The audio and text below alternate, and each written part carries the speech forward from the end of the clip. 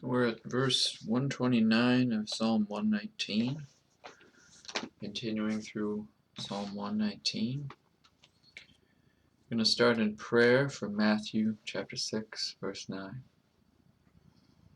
After this manner, therefore, pray ye, Our Father, which art in heaven, hallowed be thy name. Thy kingdom come, thy will be done, in earth as it is in heaven. Give us this day our daily bread, and forgive us our debts, as we forgive our debtors. And lead us not into temptation, but deliver us from evil. For thine is the kingdom, and the power, and the glory, forever. Amen. It's pretty incredible how he ascends the stairs just as I start talking. It's almost like he wants to listen.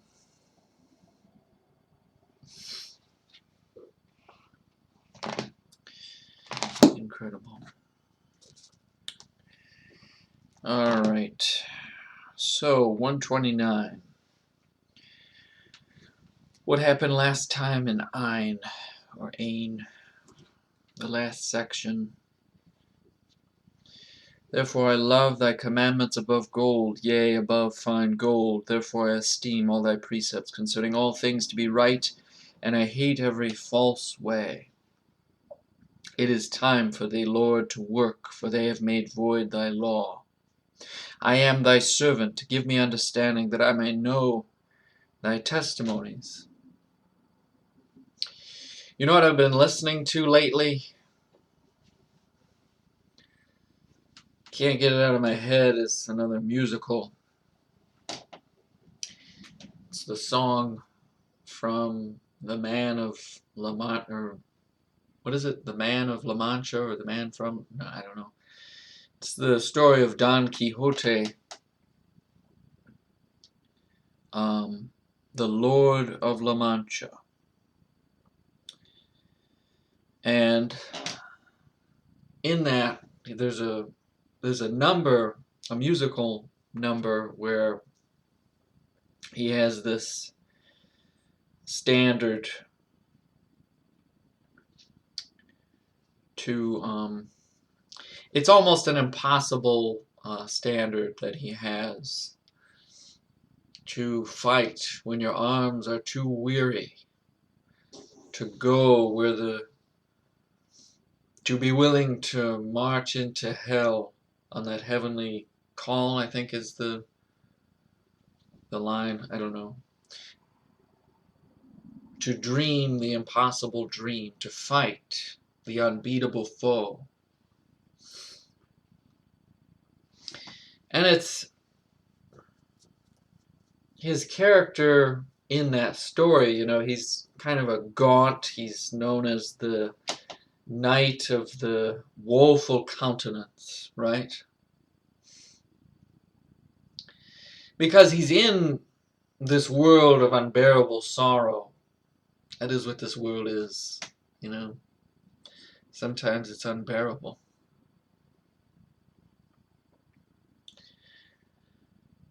But yet, he knows what is right. And his code still causes him to face it head on. Same thing with us, you know. I don't want to deal with all of this, you know. And really, if we lived in a perfect world without Satan, I wouldn't have to.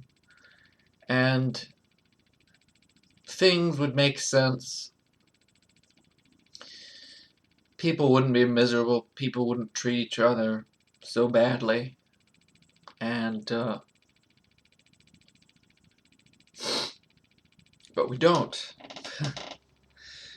And it's a flawed, fallen world. But I am still called to get up in the morning and to face it. I am thy servant. Give me understanding that I may know thy testimonies. And I may not be perfect, and I am woeful at times, but we're all still here, we're all still moving forward, right? Though you fail, though your arms are too weary, you're still called to fight, to keep going forward, keep moving forward. Therefore I esteem all thy precepts concerning all things to be right, and I hate every false way. Jesus Christ is the truth. We should be fighting for that truth. We should be rejecting all of this falsehood today.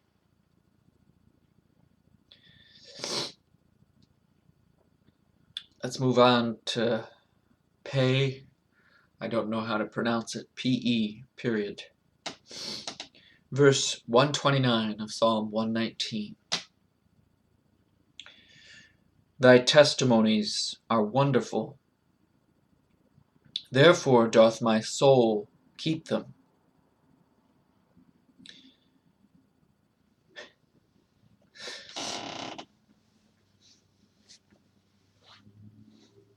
It's all in the title. The Night of the Woeful Countenance.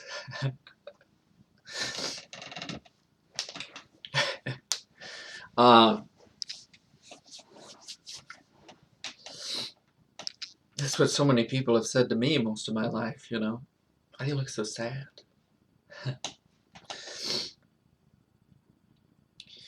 There's two beings at work there, aren't there? The man of the Don Quixote, the Lord of La Mancha. That's his spirit calling out, saying, this is the standard the world should be. And then the world looks at him and says, there's Don Quixote, the crazy person. Two forces at work, flesh and spirit. His spirit says, this is how it should be, and I will fight to my last breath to see it. And his flesh is sad. It's despairing. It's dying. Because this world sucks so bad.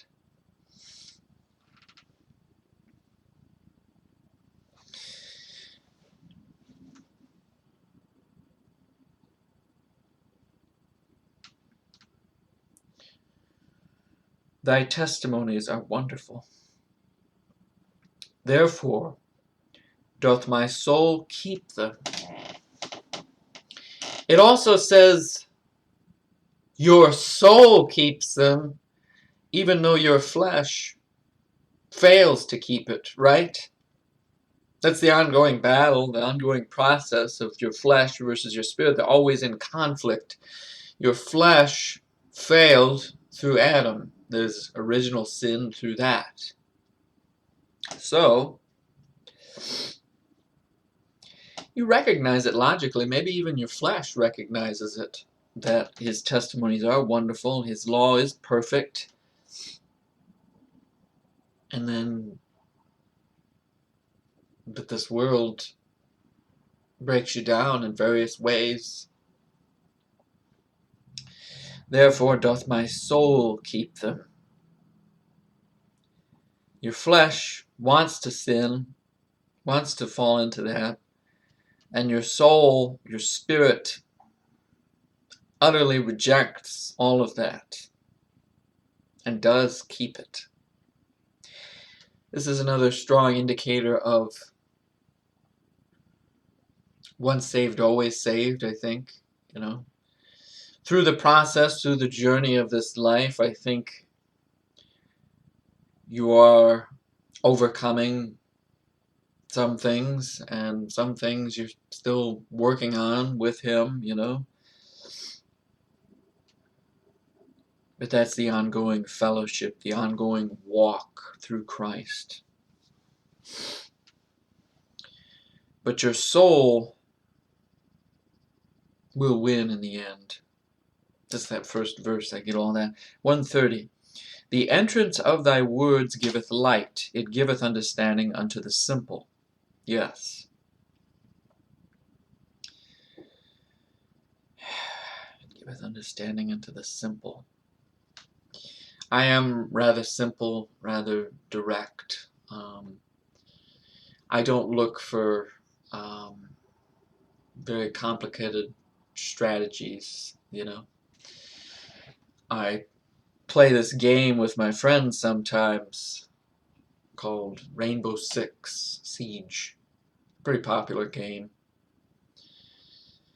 I don't like elaborate strategies, and I don't really like the game anyway because that's what the game requires. I'm much more direct. I'd rather it be based on quickness, fastness. That's how my brain is. It's rather simplistic, isn't it? So my friends that, I love my friends, and I pretty much just play what they want to play. I don't say, we need to play this game, because I don't care really about, I don't want to be selfish, and so I just do that with them. But I'm just letting you know that's how my brain is. Pretty simple, but when I read this, I feel, I don't know, it kind of branches out my thinking when I get in the Bible. It helps me to think. It helps me to focus, really, and remember what's important. Did you hear that? He's farting pretty badly. That's okay. 131. I opened my mouth and panted, for I longed for thy commandments. That's what he did as he came up the stairs. It's quite a workout for him to get up those stairs. So,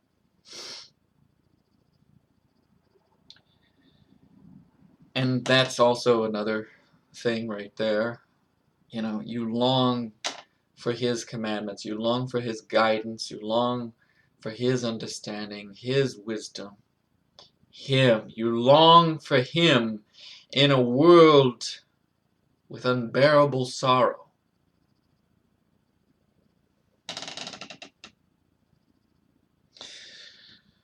Look thou upon me, and be merciful unto me, as thou usest to do unto those that love thy name. 132 is very honest about sin and grace, I think. You do love him. I do love you, Lord. But then, in that scene, Simon Peter, do you love me? You know I love you, Lord.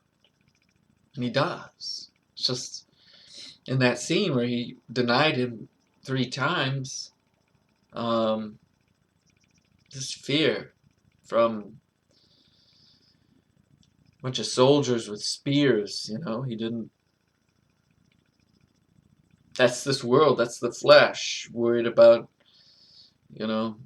things that could happen to you. Like, that was 2 nights ago.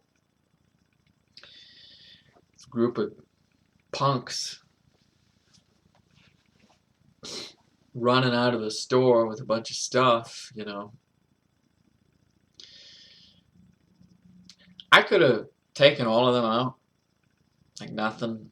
I am a monster. I am. Not to sound horrible or violent, but I stood in front of the door and just waited for a little bit. I was pretty sure that was about to happen. They were about to run out, but I just sat there for a minute. And in that minute, you could get really afraid about now I gotta fight these 3 punks, and then I'm just gonna get sued and called a racist, you know? So now my life is gonna be ruined in this stupid job, and then I'm not gonna have any opportunities ever again in my entire life, you know? And you can get all afraid about all the aspects of every single thing. And there was, like, I didn't even intend to go up there. It was like the Spirit was sending me up there. I don't know. And I even saw the getaway driver. She looked at me. But see, what happened was, in that minute, the delay, we were able to get their license plate number. So God may have saved the situation regardless, because I ended up walking away. I could have, I thought about picking up a Bible and started screaming it at the top of my lungs, because I'm not allowed to do anything, you know, not allowed. Because the company's just worried about getting sued. And then I get chewed out by my boss immediately after that, you know, we need to watch this. You know, this is a safety issue. Oh, and then, okay, why don't you give me a shotgun? What? Not allowed to do anything, but then I'm responsible for that. Nobody else is responsible for their behavior except me, I guess. I don't know. Knight of the Woeful Countenance. That's me. When you see me in real life, that will be the look on my face. But you can't see it anymore, right? Because we wear these masks. I opened my mouth and panted, for I longed for thy countenance. Look thou upon me, and be merciful unto me, as thou usest to do unto those that love thy name.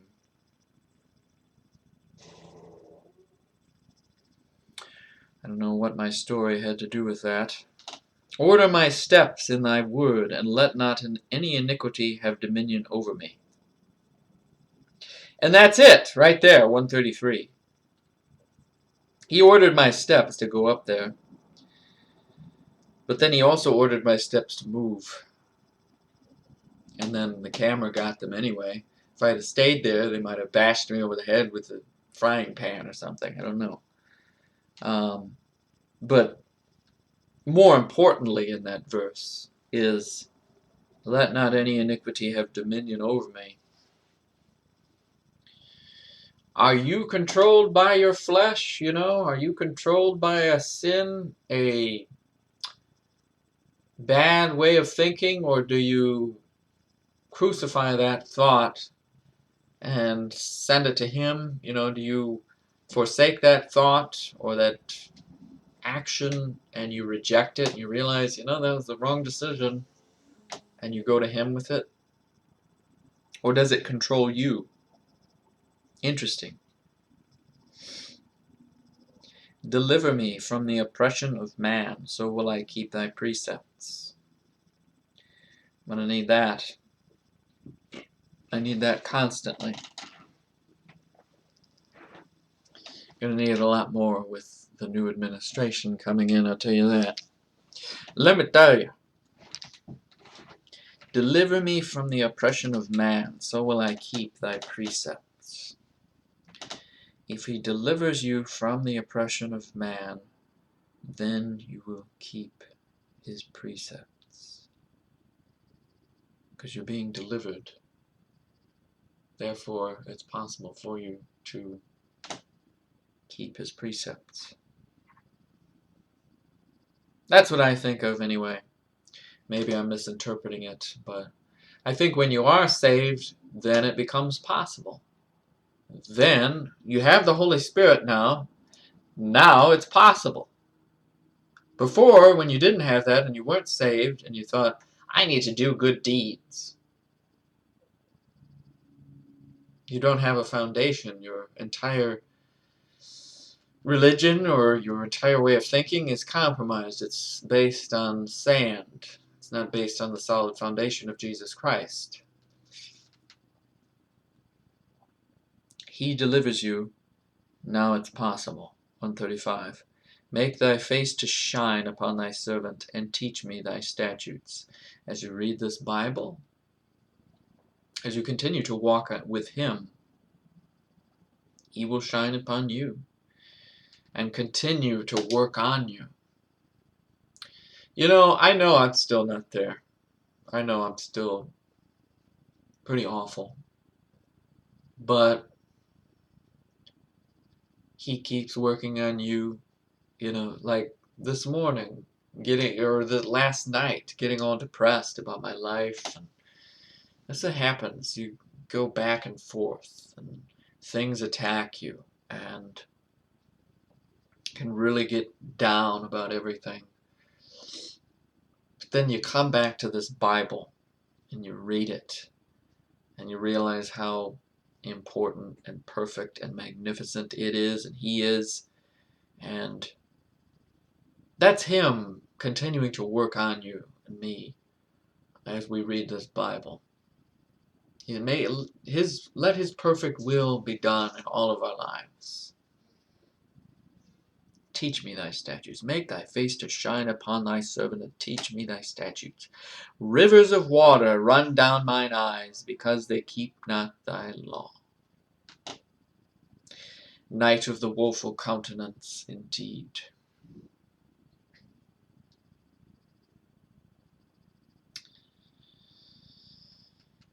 I wanted to cry when I saw my friend the other day.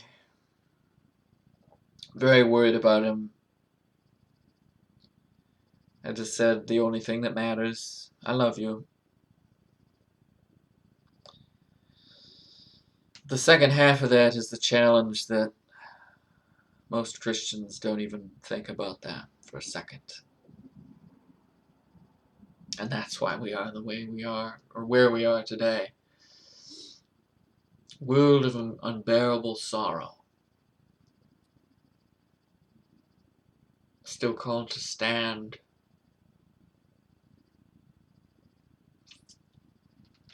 We'll move on to 137 next time. Thank you for listening. Have a blessed day.